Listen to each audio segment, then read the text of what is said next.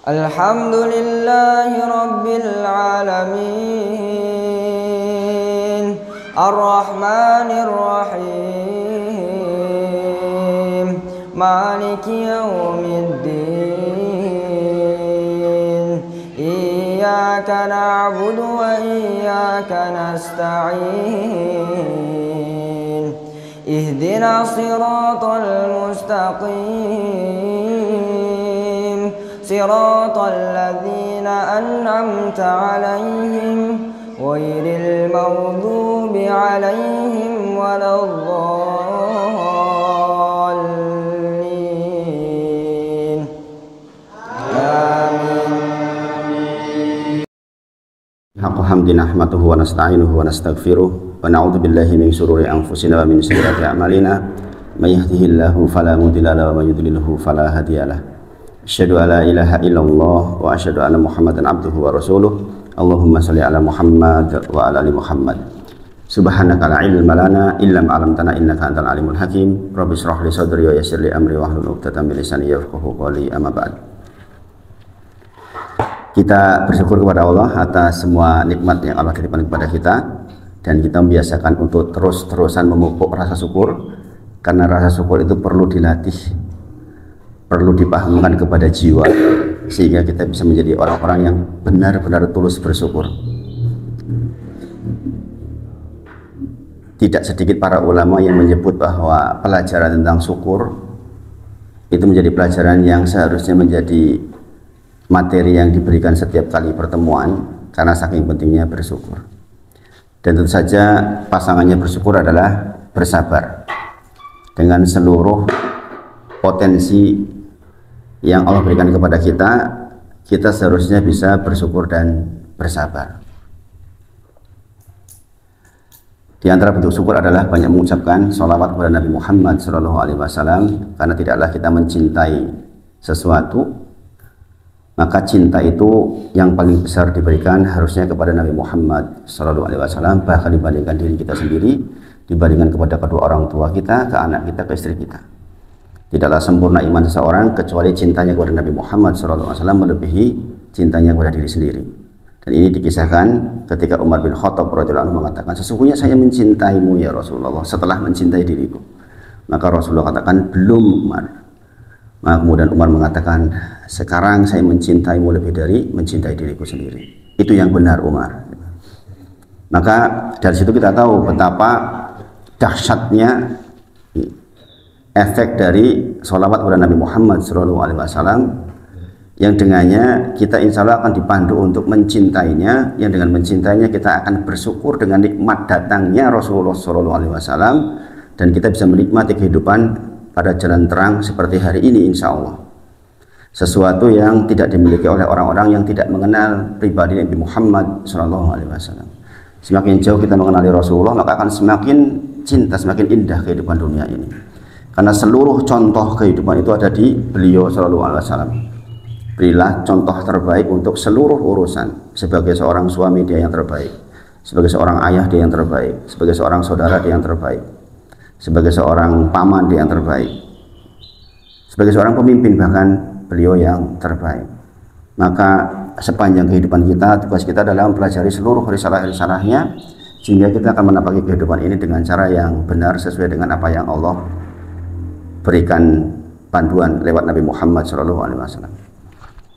Contoh dalam hal bersyukur, adakah di antara kita yang kalau mau membandingkan lebih bersyukur mana, kita masih bisa berangkat ke masjid dibandingkan kita punya uang 10 miliar 10 miliar Mas Dini? Jenengan kira-kira akan bersyukur yang mana? Jenengan punya uang 10 miliar atau jenengan masih bisa berangkat ke masjid? Insya Allah bagi kita yang sinau lebih menyukai bisa berangkat ke masjid. Nah itu tambahannya. Nah, ini kan nggak bisa milih. Assalamualaikum warahmatullahi wabarakatuh. Jadi kita itu nikmat sesuatu yang kita terima harian itu seringkali nggak kita syukuri. Padahal yang dicontohkan oleh Ibrahim alaihissalam menjadi orang yang masuk surga tanpa hisab tanpa azab adalah dikarenakan karena kebiasaan beliau syukur terhadap hal-hal yang kecil. Disebutkan di dalam kitab Tauhid menyebut tentang kebiasaan Nabi Ibrahim alaihissalam untuk bersyukur pada hal yang orang lain lazim tidak bersyukur. Atau misalnya kita dikasih uang 5 miliar, tapi mohon maaf, mata kita terhalang untuk bisa melihat. Kita kira-kira pilih mana? Yakin kita pilih mata tetap bisa melihat dengan terang benderang. Ini fakta logisnya kita terima, tapi kadang-kadang kita lupa dengan yang demikian karena kurangnya kita untuk menjadi pandai di dalam bersyukur. Jadi nikmat itu akan kita syukuri pada puncaknya ketika nikmat itu dicabut. Begitu dicabut nikmat itu, kita baru terasa betapa mahalnya apa yang Allah berikan kepada kita setiap detik demi detik. Saya katakan setiap pergantian saat, kurang dari detik berarti. Jadi dengan kehilangan kesehatan hanya dalam waktu 1 jam saja, kita sudah sangat tidak nyaman. Apalagi kalau kemudian itu dicabut. Pak Hartono cerita milih Pak. Pilih punya uang 1 triliun loh Pak, 1.000 miliar. Tapi di saat yang bersamaan dengan BAB harus pakai selang. Ya, dengan dirobek bagian perutnya kemudian lewat selangnya dengan BAB-nya, dan ini banyak terjadi. Saya punya teman-teman yang seperti itu, yang ketika BAB-nya nggak kerasa, tahu tuh udah penuh aja. Punya uang 1 triliun tapi Pak, turun betul.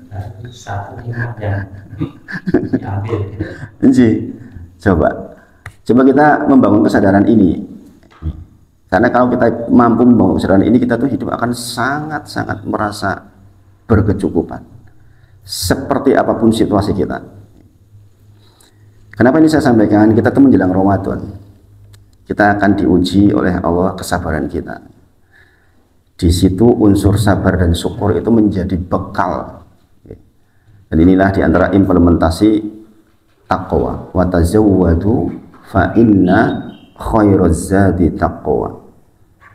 Ketahuilah bahwa sebaik-baik bekal itu adalah takwa. Bahkan itulah tujuan akhir kita berpuasa, agar kita menjadi orang yang bertakwa. Dan unsur takwa ini adalah persoalan syukur dan sabar. Dan sangat efektif kalau kita melatih diri kita untuk syukur dan sabar lewat hal-hal yang mungkin lazimnya orang tidak mensyukuri. Hal-hal seperti ini harusnya kita ingat-ingat terus.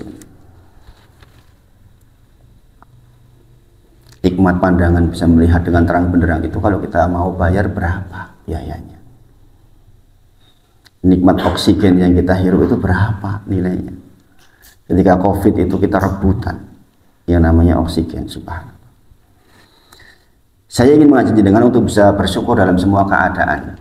Saya punya teman waktu di COVID itu di PHK, rame-rame di PHK waktu itu, subhanallah. Satu di antaranya karena kurangnya bersabar bercerai dengan istrinya. Padahal gajinya sebelum COVID itu 80 juta gajinya. Begitu COVID dia termasuk yang enggak di PHK, tapi diturunkan gajinya jadi 20. Jadi 20 juta loh. Andai itu pada saya 20 juta kan banyak sekali ya. Ini bercerai sama istrinya karena bertengkar terus dengan gaji 20 juta itu. Kenapa? Karena dia punya angsuran beberapa. Angsuran mobil, angsuran rumah, sehingga 20 juta kurang jauh terhadap kebutuhannya. Seandainya dia bisa bersabar, mengukur kepada orang yang lebih sedikit, maka sesungguhnya kan bisa saja dilepas angsurannya. Tapi dia memaksakan diri untuk terus terjaga dengan itu. Toh akhirnya juga sekarang dijual seluruhnya. Sudahlah bercerai, dijual seluruhnya. Sekarang udah satunya pulang ke kampungnya. Subhanallah. Jadi kurang tahan terhadap ujian. Sementara gimana?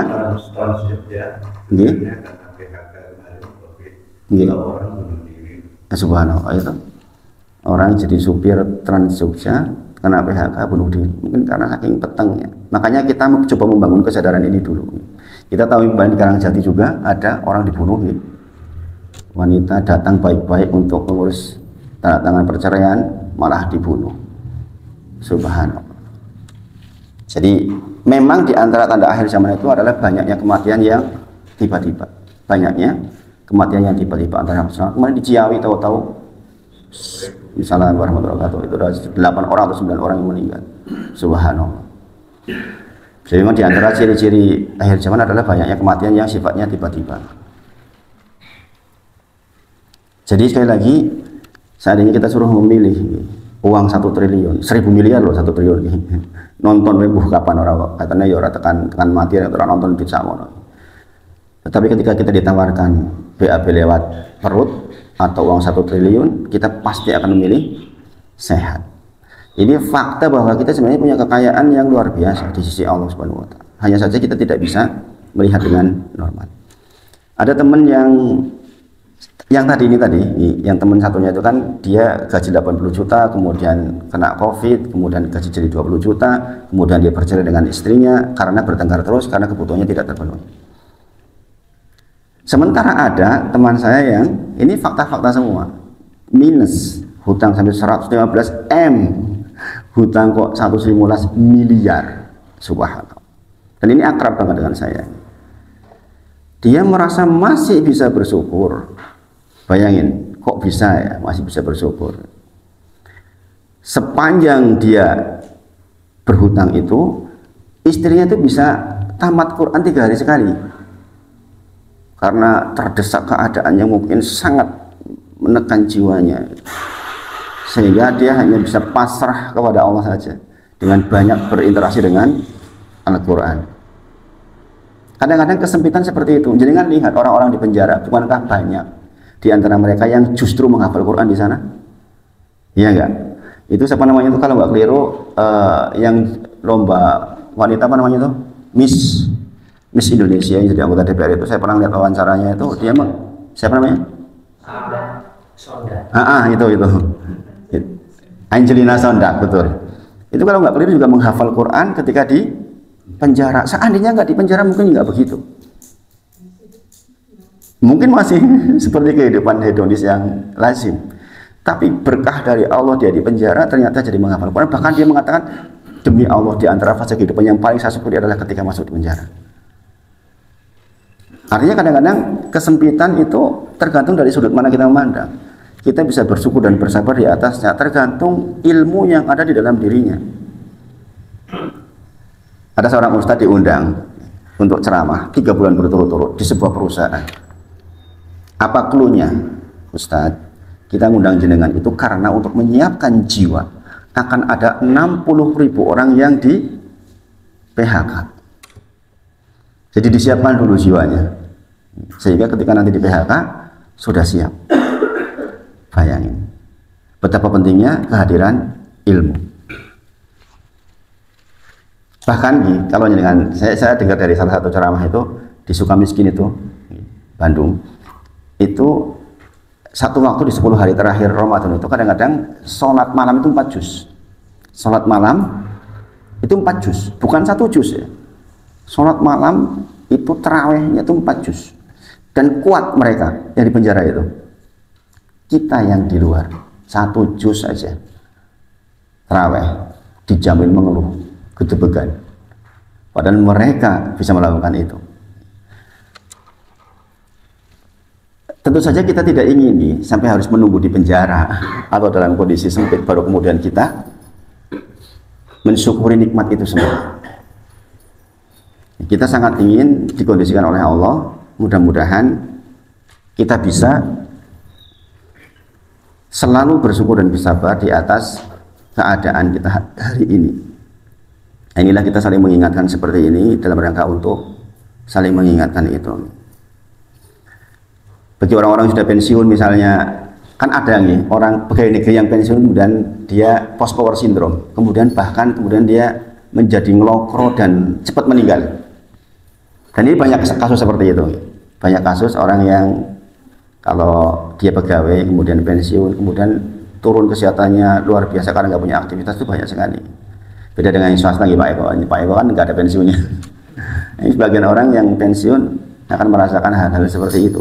Pak Bambang untungnya begitu pensiun ada kegiatan seperti ini Pak Bambang. Mungkin Pak Bambang kan nggak kegiatan seperti ini cepat Pak Bambang. Karena ada kegiatan seperti ini sehingga jadi hidup. Seharusnya cara pandangnya ketika pensiun, ya Allah dek ben aku arep ngaji angel banget, sekarang saya longgar waktunya, kan begitu harusnya kan sudut pandangnya. Tentu saja sekali lagi kita harus ingat ya, bahwa bekal ini bekal yang sangat penting untuk menghadapi Ramadan. Saya mencoba membekali dengan ke Ramadan dengan sudut pandang yang berbeda. Adapun ilmu-ilmu terkait fikih Ramadan, insya Allah jenengan sudah paham. Meskipun di masjid lain saya sampaikan teknisnya, di Gunung Sempu saya sampaikan teknisnya, tapi di sini saya ingin mengajak jenengan untuk berbekal menuju Ramadan itu dengan ketakwaan, yaitu bagaimana kita memupuk rasa syukur dan sabar di waktu yang bersamaan dengan semua potensi yang kita miliki. Ingat Rasulullah bersabda, nikmatani maubunun, dua nikmat yang selalu saja menjebak manusia adalah as-sihhatu wal faragh, adalah sehat dan waktu luang. Sehat dan waktu luang. Orang itu ketika sakit baru kerasa betul, ya Allah kok wingi yo ora tegak salat wengi yo. Kok mung sidik ya salat wengine yo. Kenapa salat duhanya cuma 4 rakaat ya? Begitu. Ketika sakit itu akan muncul perasaan-perasaan itu. Mendengar adzan, ya Allah harap mangkat abot ya Allah. Pertanyaannya ketika kita sehat, apa kita termasuk yang masuk hadis tadi? As-sihhatu wal faragh. Kita terjebak oleh kesehatan kita dan waktu luang kita. Sering saya katakan seandainya ada waktu dijual, saya beli waktu itu. Karena apa? Ini beneran Bapak Ibu. Saya mengatakan itu beneran ya. Beneran. Bayangkan, saya sampai hari ini masih belajar nahwu shorof. Saya dulu di Mahat kan hanya bekal dasar. Nahwu shorof itu hanya kitab muyasar, kitab dasar. Untuk mengembangkan lebih jauh supaya bacaan kitab gundulnya bagus, kita harus memperdalam sendiri, nggak mungkin tidak. Dan sekarang begitu banyak official dari pembelajaran yang official itu banyak sekarang.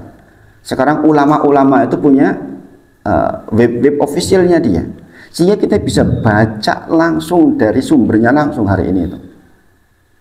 Itulah mengapa saya merencanakan untuk beli tablet yang lebih canggih. Itu karena banyak sekali hal yang ingin saya pelajari sebenarnya.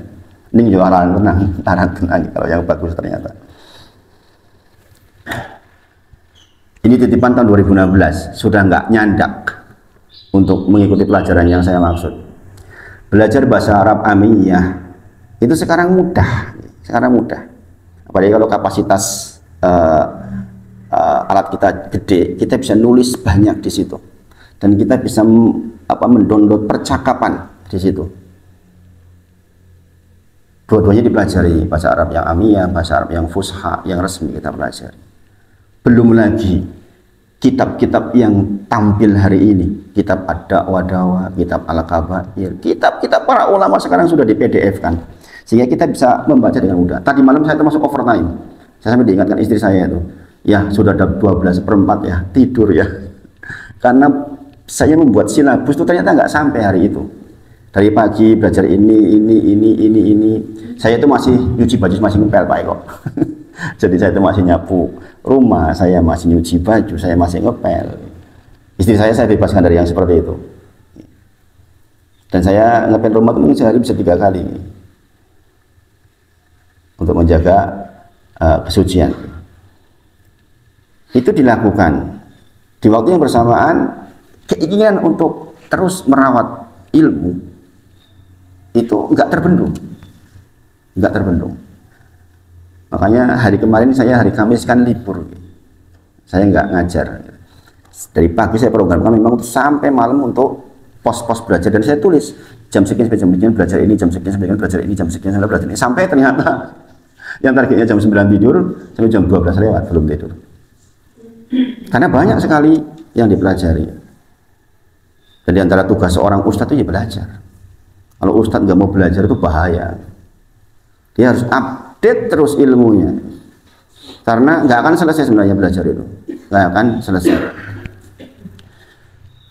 Wa afani fi jasadi ya Allah, itu saya kayak sampai ya Allah jaga badan ini ya Allah.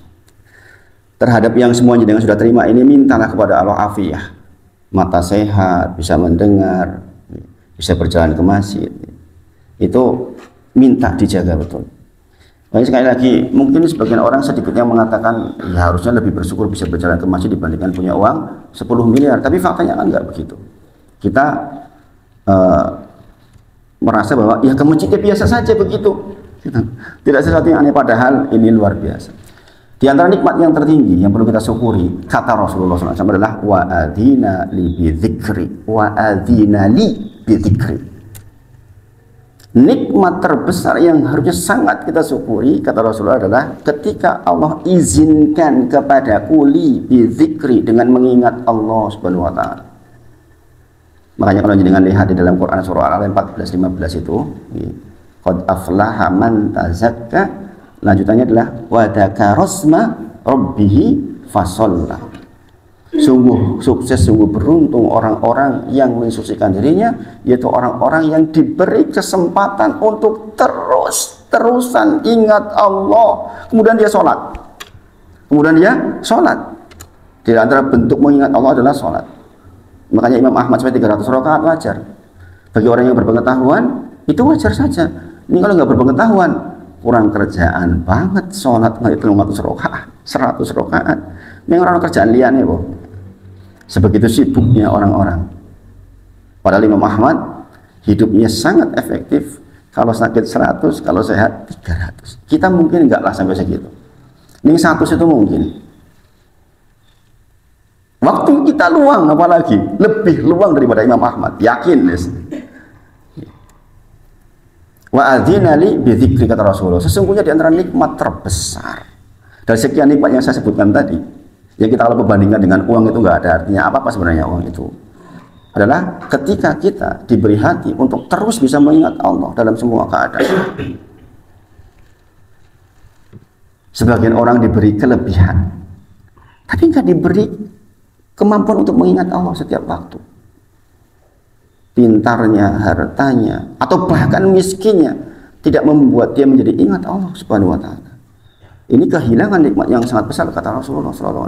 Wa adzina li bidzikri, kata Rasulullah. Di antara nikmat terbesar adalah wa adzina li, Allah izinkan aku bidzikri, dengan mengingatnya. Inilah sumber kebaikan. Maka kita bersolawat kepada Nabi Muhammad SAW supaya kita mendapatkan keberkahan atas perintah Allah, bahwa Allah dan para malaikat juga bersolawat. Maka kita juga bersolawat sebagai orang-orang yang beriman. Yang dengan itu kita berharap betul, termasuk orang-orang yang pantas untuk bertemu Nabi Muhammad SAW di telaganya, kemudian kita dipandu menuju ke surganya Allah Subhanahu wa taala. Tadi sholat subuh saya baca Quran surah Yusuf dan Quran surah Al-Ankabut. Beberapa waktu terakhir saya banyak berkisah dengan Quran surah Yusuf ini, karena banyak pelajarannya saya terima belakangan ini. Apalagi setelah hijrah, ya, ujian begitu bertubi-tubi. Tapi bagaimana saya tetap bisa membangun rasa syukur di tengah ujian yang bertubi-tubi itu. Saya belajar dari seorang ulama, menjelang meninggal dia mengatakan, sesungguhnya mataku sudah tidak bisa melihat yang sebelah kiri sejak 40 tahun yang lalu. Ini matanya melek, tapi dia sesungguhnya udah gak bisa melihat sejak 40 tahun, dan dia tidak ceritakan bukan ke istrinya. Sampai akhirnya ketika menjelang meninggal, biasa orang-orang soleh itu biasa kasih tanda bahwa meninggal itu udah kerasa. Itu menyebut bahwa sesungguhnya mata ini sudah tidak bisa melihat selama 40 tahun terakhir, dan tidak pernah dia keluhkan bahkan kepada keluarganya.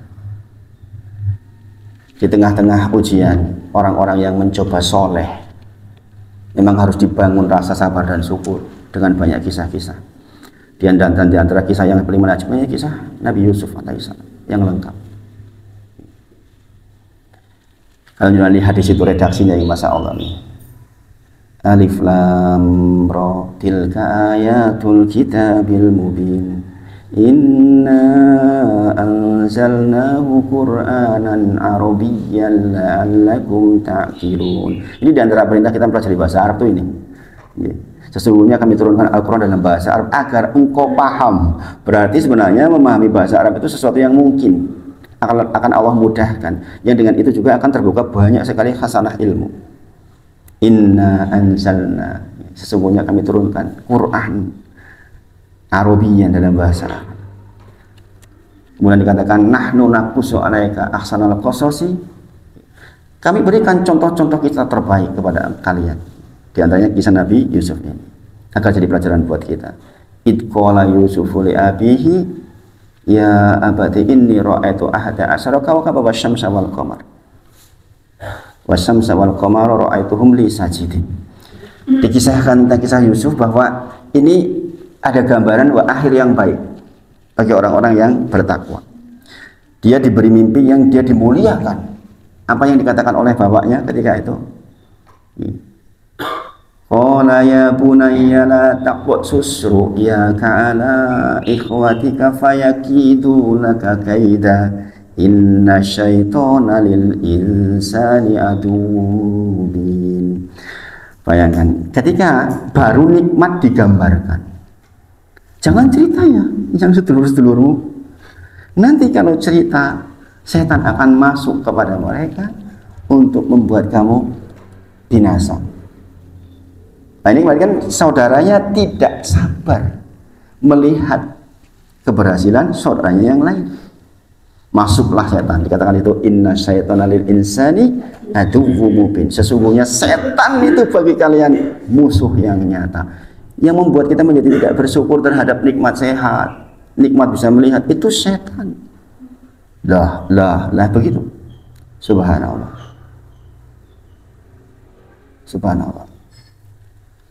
Maka kita belajar dari yang demikian. Kemudian saya bacakan Quran surah Al-Ankabut. Surah ke-29.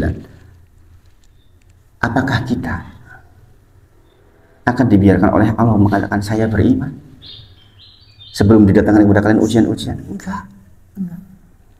Kita enggak akan dibiarkan mengatakan saya ini orang beriman, kecuali kepada kita didatangkan soal-soal yang berat yang akan menjadi ujian-ujian buat kita.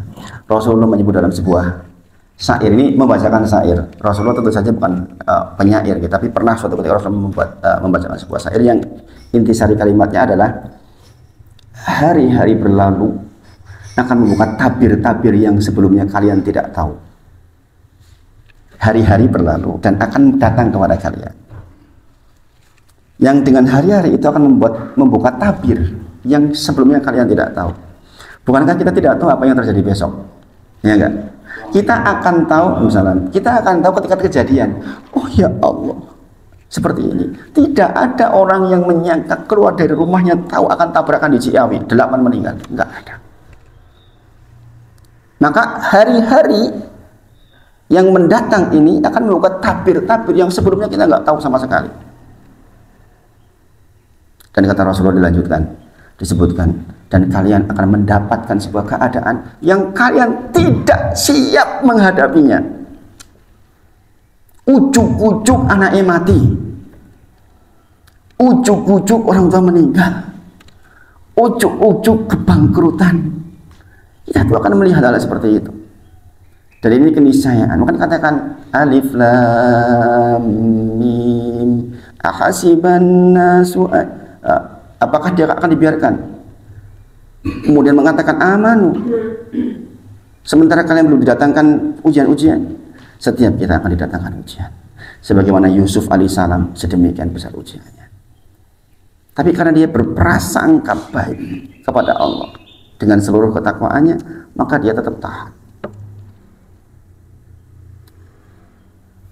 Saya merasakan betul ketika mulai hijrah, itu merasakan betul. Di Cilacap itu, di tempat saya itu ada budaya yang tidak bisa dihapus, ya memang seperti itu adanya. Namanya orang rumah tangga itu, dan ini pesan dari Bapak Ibu almarhum juga begitu ya, karena masih pakai ilmu yang lama. Dia mengatakan ke saya, ya namanya orang rumah tangga itu kudu duwe awu. Tahu awu enggak? Oh di kampung itu kan masakan pakai apa namanya, kayu bakar toh. Zaman saya dulu kecil juga belum ada kan gas, sehingga saya punya kebiasaan juga masak di pawon. Maka ada abunya, maka istilahnya nek wong rumah tangga ya kudu duwe, meskipun awune cilik, ya kudu duwe awu. Adalah sebuah kehinaan rumah tangga tanpa awu, begitu di sana. Saya sekarang bersembilan saudara, saya yang nggak punya awu sendiri. Sementara kita lagi berusaha soleh, berusaha berjuang ujian seperti itu.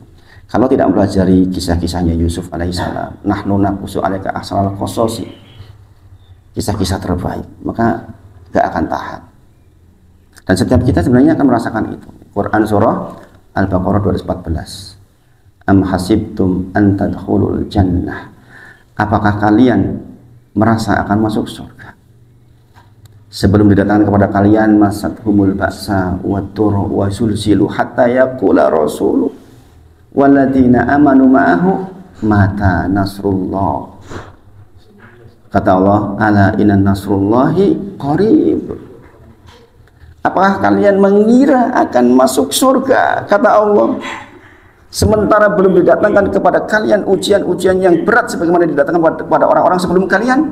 Mereka diberikan masathumul ba'sa. Humul ba'sa itu didatangkan kesengsaraan dalam bentuk kefakiran, kekurangan harta benda, sehingga mereka menderita sedemikian.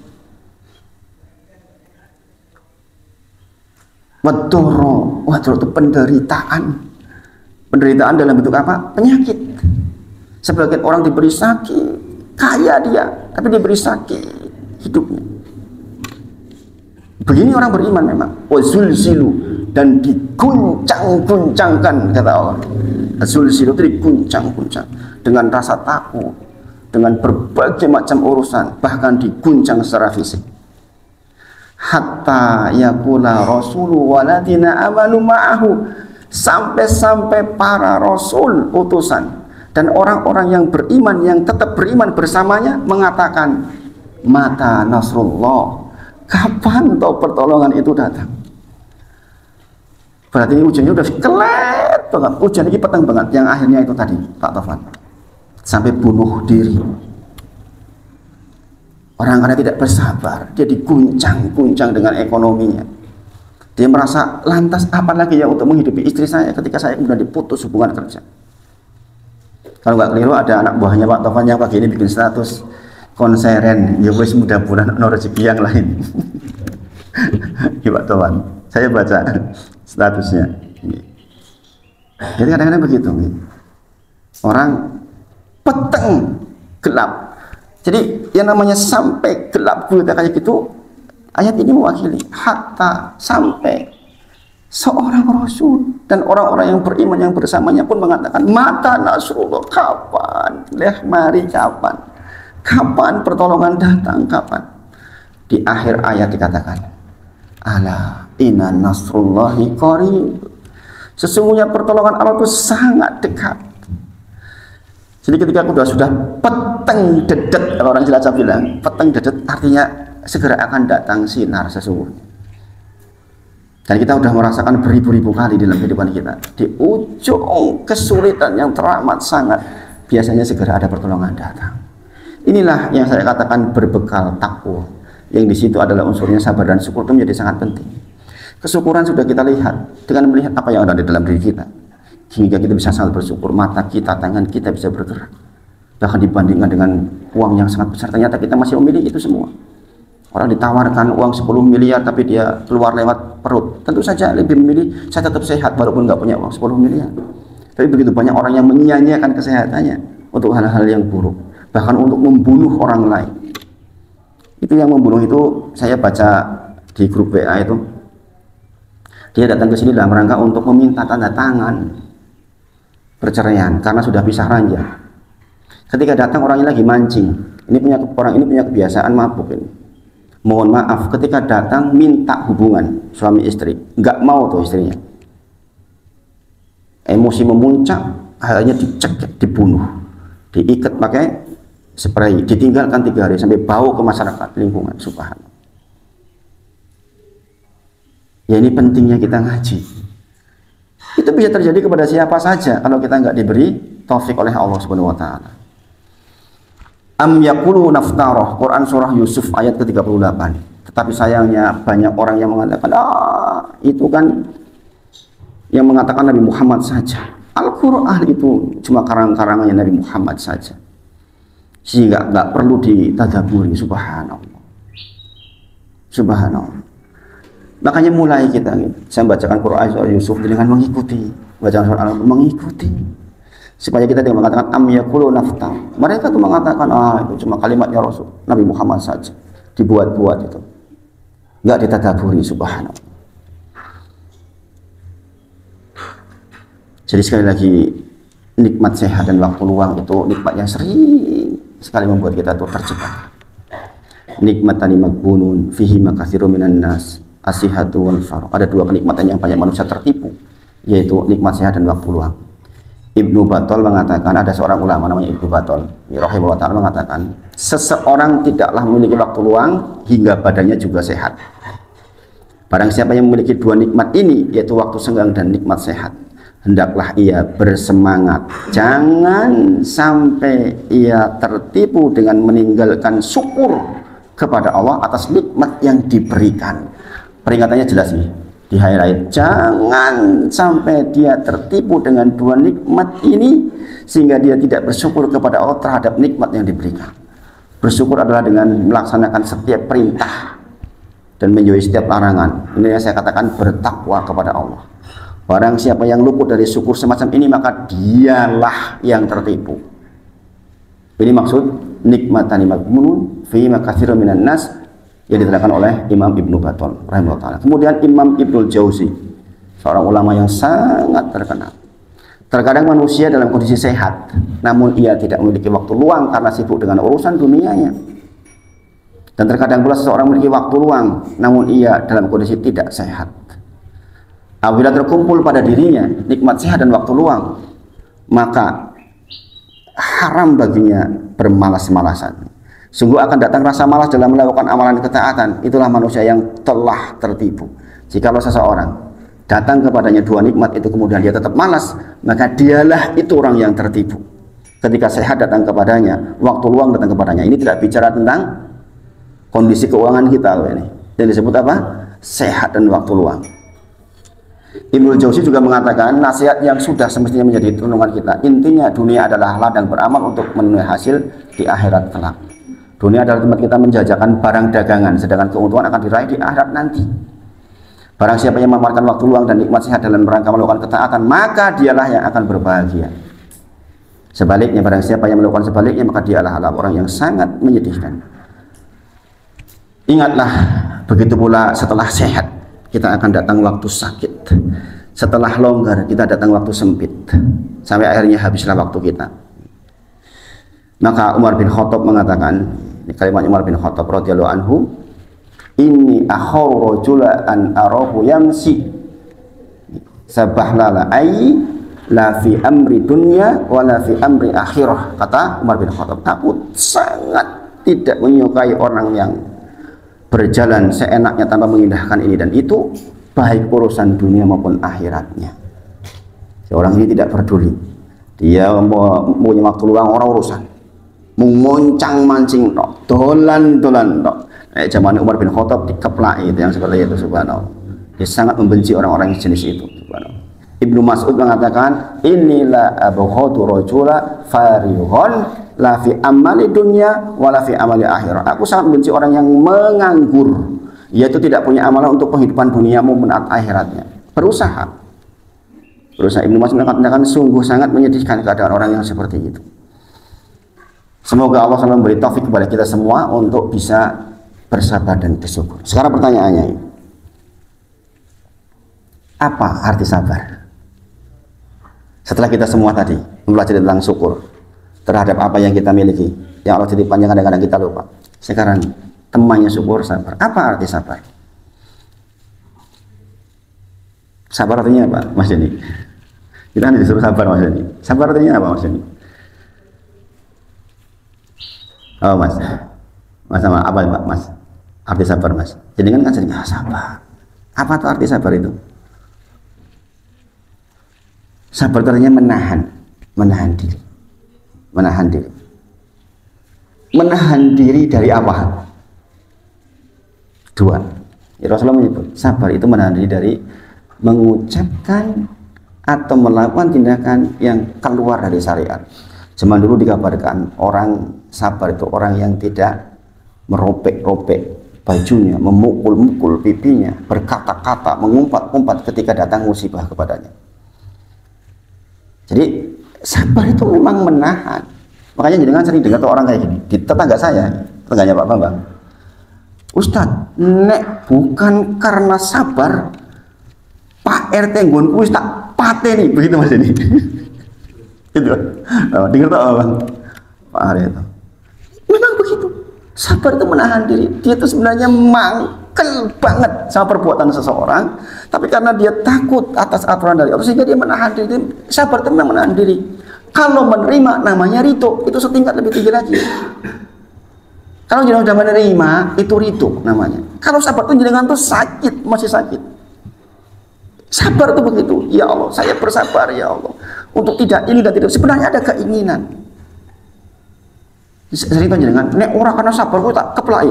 Tapi karena jenengan sabar, jadi mah ini sehingga tidak jadi ngeplai orang kan begitu. Apalagi Pak Mas Deni jadi Pak RT. Kalau bukan karena kesabaran mungkin wong kaya wis tak hukum misalnya. Tapi karena jenengan berpikir maslahat yang lebih besar sehingga dia menahan diri sesuatu yang sebenarnya jenengan bisa ungkapkan. Itulah sabar.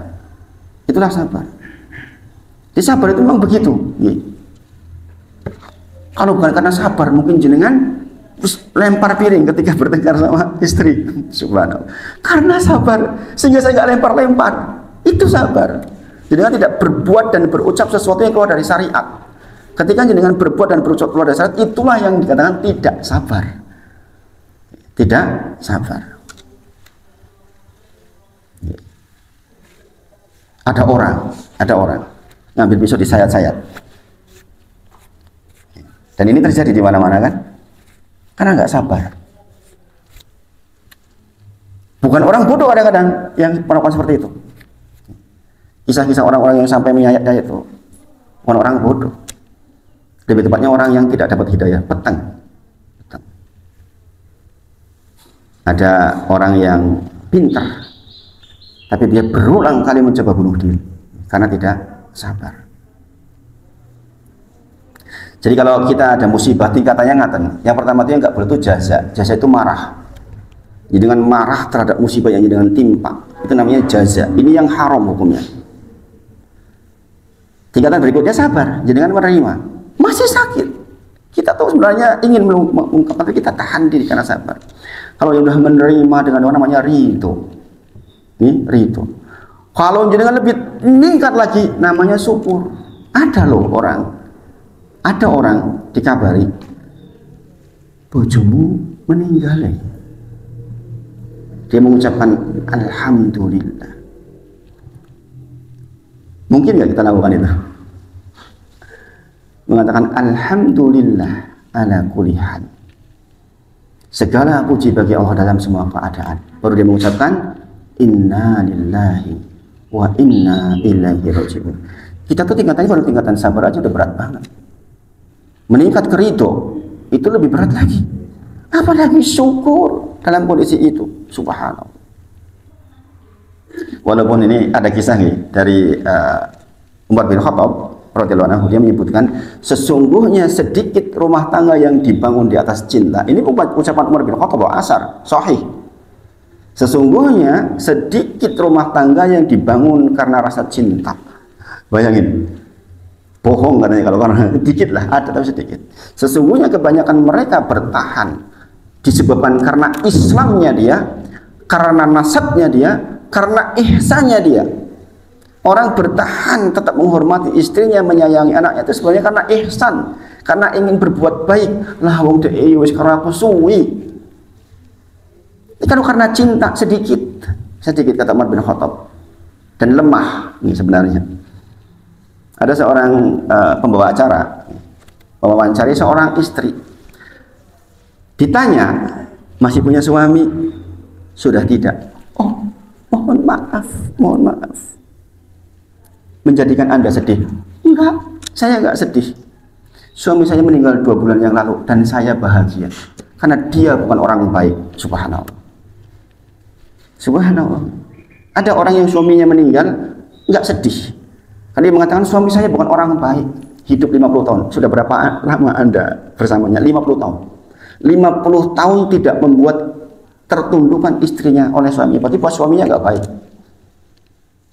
Coba kalau jenengan bangun karena cinta, pas Pasti dia mengatakan betapa sedihnya ditinggal meninggal suaminya. Dan hari ini begitu banyak yang demikian. Dengan keluarnya syariat-syariat dan sunah-sunah yang sekarang ada, subhanallah. Jangan lihat ketika pembahasan poligami itu di TV. Poligami itu sedikit sekali orang yang melakukan sesungguhnya, tapi kemudian dibahas yang kemudian menghina-hinakan sunnah, subhanallah. Dan pembelanya perempuan-perempuan yang kelihatannya power, subhanallah.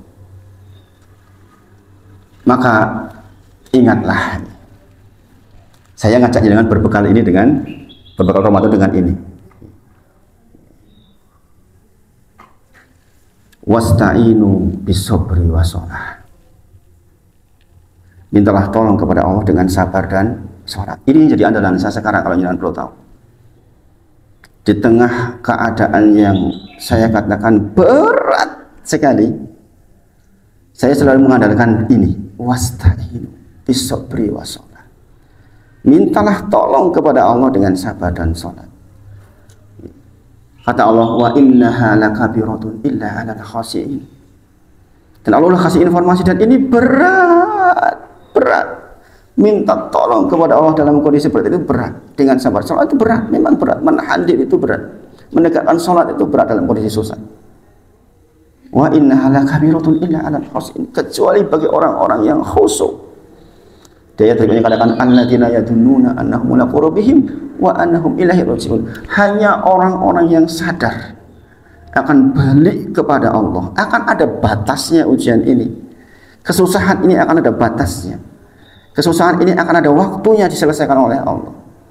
Akan ada waktunya kita kembali kepada Allah. Itu yang membuat dia tahan. Inilah orang-orang yang khusyuk. Orang-orang yang meyakini bahwa mereka akan menemui Tuhannya. Dan kita yakin Allah kita itu maha pengasih. Karena sekali lagi kita akan dihadapkan kepada ujian-ujian besar di dalam hidup ini. Nah, Ramadan kita akan segera menjelang. Saya berharap kita menyambutnya dengan kondisi jiwa yang baik. Karena nanti di bulan Ramadan akhirnya adalah ketakwaan. Ketakwaan unsurnya adalah sabar dan syukur. Maka mari kita bangun betul. Mungkin dalam beberapa pertemuan ke depan saya masih akan bahas hal-hal seperti ini. Saya membekali dengan Ramadan dengan fikih yang tidak lazim sebagaimana di masjid-masjid lain, karena saya berpikir dengan sudah lama dengan saya, sehingga bekalnya harus bekal yang lebih dari sekedar persoalan fikih. Mudah-mudahan Allah berkahi kita semua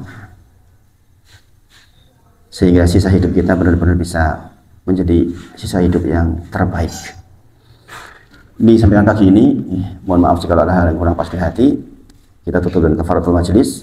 Subhanakallahumma wa bihamdika, asyhadu an la ilaha illa anta astaghfiruka wa atubu ilaik. Wa akhiru da'wana alhamdulillahirabbil alamin. Assalamualaikum warahmatullahi wabarakatuh.